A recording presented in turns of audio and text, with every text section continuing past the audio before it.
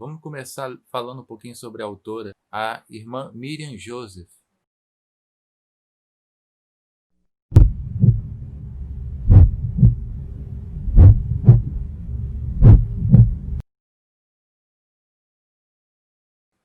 É, é importante a gente comentar sobre ela, até mesmo para desmistificar a imagem que muitas pessoas têm da freira professora, muitas das vezes ligada àquela tendência tradicional de ensino, que era extremamente rigorosa, com relação vertical, cheia de punições, lá de colocar no milho, palmatória e tudo mais. E realmente a tendência pedagógica que é tradicional, ficou conhecida, na verdade ela foi uma verdadeira mistureba de várias coisas, um pouco medievais, um pouco modernas, capitalistas, tudo junto ali, e acabou criando aquele monstrengo ali.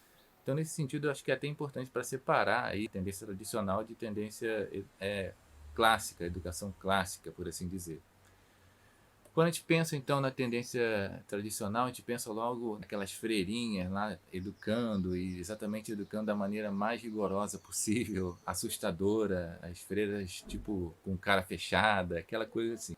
Mas a gente tem aqui exatamente a irmã Miriam Joseph, que pode ser considerada como uma exceção pelo menos, tá bom? Para a gente não ficar generalizando as freiras sempre são extremamente rigorosas, sempre pegam muito pesado com os alunos. Vamos tentar desmistificar um pouco essa imagem, então, aqui da irmã Miriam. Primeiro, apontando que, vamos comentar aqui sobre o período em que ela viveu, ok? Que foi lá de 1898 até 1982, ok? O nome dela mesmo era Agnes Lenore Raoul, não sei se eu estou lendo corretamente, e ela basicamente tinha um sonho de ser jornalista. Ela fez a graduação de jornalismo e até num período lá que ela estava fazendo a graduação, ela teria escrito um texto que se chama aí, traduzindo aqui logo, Mulheres e Jornalismo, ok? Ela escreveu esse texto em 1919, onde ela faz exatamente uma defesa a respeito da intelectualidade das mulheres, das aptidões especiais que as mulheres têm em relação aos homens e tudo que diz respeito assim, um posicionamento de defesa das mulheres, antes de mais nada, da intelectualidade feminina, para que elas passem também a ser valorizadas naqueles meios onde há muito aspecto de discussão, ok? A gente começa a observar então uma defesa constante, desde o início, já um interesse em defender as mulheres, o interesse lá de mostrar, por exemplo, como que é fundamental as mulheres, principalmente porque muito da educação exatamente vem a partir das mães. Aqui ela comenta, por exemplo, a importância de se ter o apoio das mulheres, principalmente porque elas representam ali exatamente a base do povo inteiro, porque todo o povo deriva de ideias a partir das mães. Esse é um ponto aí muito interessante, porque se a gente considerar que exatamente as mães muitas das vezes são exatamente as primeiras educadoras das crianças, então ela tem muita razão nisso. A gente precisa aprender a valorizar mais as mulheres, porque o povo inteiro, o pensamento do povo inteiro acaba derivando exatamente a partir das mães. E ela está chamando as mulheres exatamente para escreverem artigos, publicarem, sabe? Se dedicarem à escrita. A gente pode ver então aqui, gente, um aspecto muito importante de um chamamento, de ela estar chamando as mulheres escritoras de diversas áreas a realmente publicarem seus pensamentos e não ficarem a, por trás de todo o trabalho que acaba acontecendo. Realmente publiquem suas ideias e mostrem os aspectos típicos femininos, os aspectos que podem contribuir para a sociedade em geral. Então, exatamente em 1919, ela acabou ingressando também no noviciado, das Irmãs de Santa Cruz. E quando as pessoas entram, gente, numa ordem religiosa, elas mudam de nome. Ela se chamava Agnes, agora passou a se chamar Miriam Joseph, ok? Veja que ela se formou no curso aí no St. Mary's, em jornalismo, e depois fez o mestrado em inglês, ok, na Universidade de Notre Dame. Ela completou aí seus votos para entrar, né, na Ordem das Irmãs de Santa Cruz em 22 e 25, ok? Mas observe-se o seguinte, numa data aqui um pouquinho mais adiante, ok?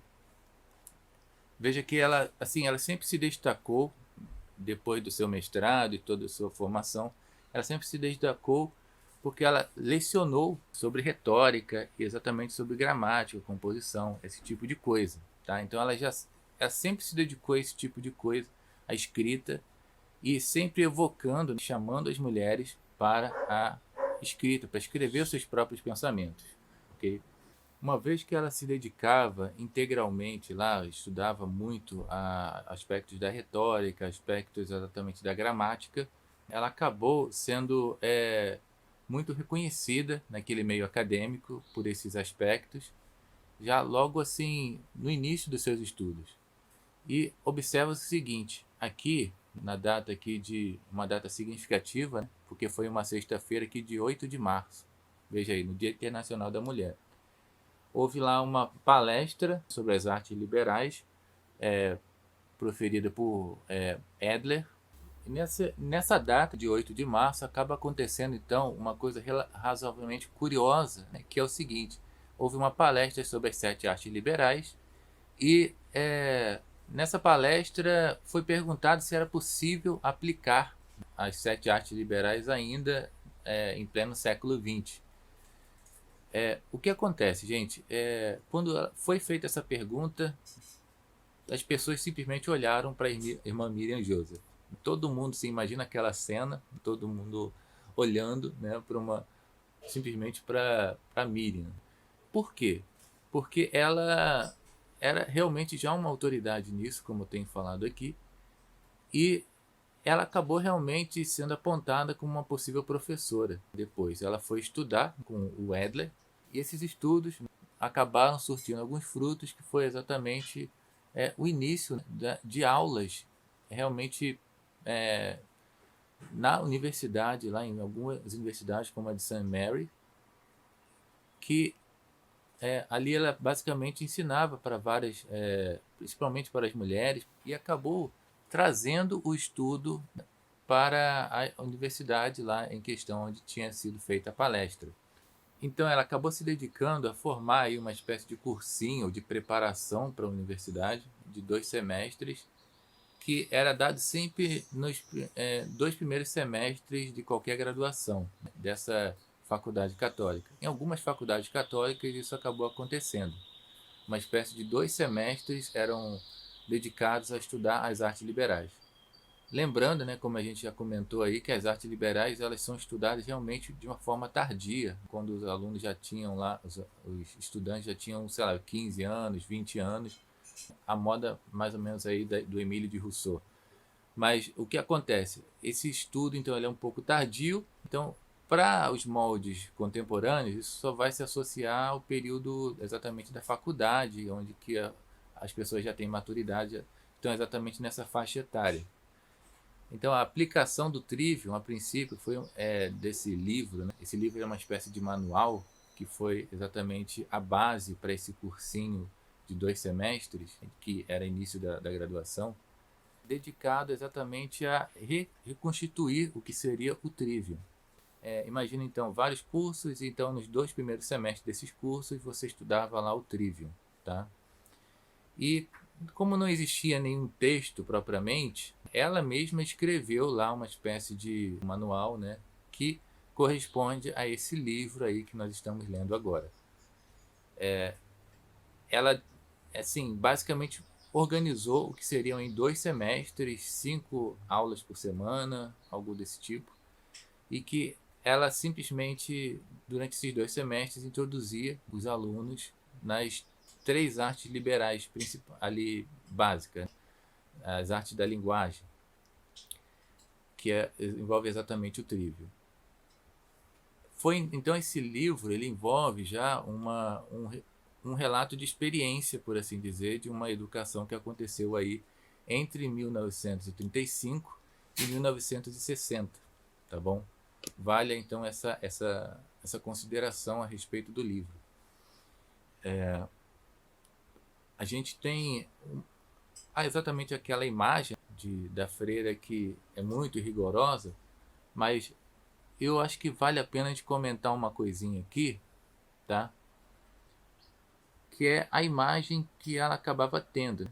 Depois de ela falecer, uma das alunas, essa Mary Frances, ela teria exatamente feito um discurso aqui bem, digamos, feito um grande elogio para essa irmã e dado até um apelido. Ela foi chamada de Mickey Joe. Como vocês podem ver aqui no texto em vermelho, o nome dela. Aí, a mensagem que essa aluna teria dito na ocasião aí, né, em tributo aos trabalhos da irmã Miriam Joseph. A gente começa a observar então o texto, vamos ver. Em classe, seu brilhantismo e zelo no lecionar eram notáveis.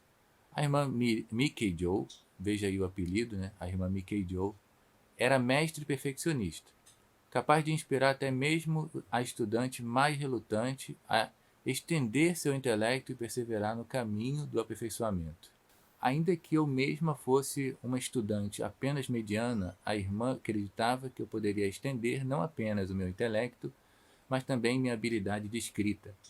Em razão da fé que ela tinha em mim, eu fui afortunado o bastante para encontrar o meu nome impresso logo abaixo dos títulos em muitos e muitos artigos publicados. Logo, estou certa, né? Então, estou certa de que há centenas de ex-alunas que poderiam dar testemunho de peso muito maior do que o meu. Então veja aí a questão, né? Ela lecionou principalmente para meninas, para mulheres aí no St. Mary, e ela se dedicou exatamente então a uma educação especificamente feminina, voltada para habilidades, né, de escrita, habilidades intelectuais. Por isso mesmo ela escreveu e se dedicou ao estudo do Trivium. É nesse sentido que a gente vê aí uma luta da própria irmã Miriam, tá, para buscar defender a intelectualidade feminina e buscar também contribuir da melhor maneira possível. É dessa maneira que você tem que ver, antes de mais nada, esse livro da irmã Miriam Joseph, que corresponde a uma certa busca por direito das mulheres e também uma busca por desenvolver a habilidade das mulheres. Então veja aqui que ela influenciou toda uma geração de mulheres a pensar cuidadosamente, a ler atentamente, escrever e dizer os princípios retos de forma eloquente. Ok?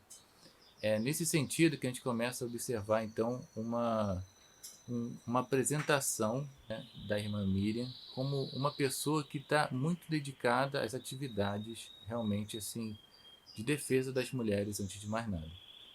A gente começa a desmistificar um pouco essa imagem então de uma pessoa extremamente tradicional, né? A gente tem aqui o apelido dela, né, o apelido Mickey Joe, que pode mostrar exatamente um carinho que as alunas tinham, né, por toda a contribuição que ela deu para elas, para essas mulheres.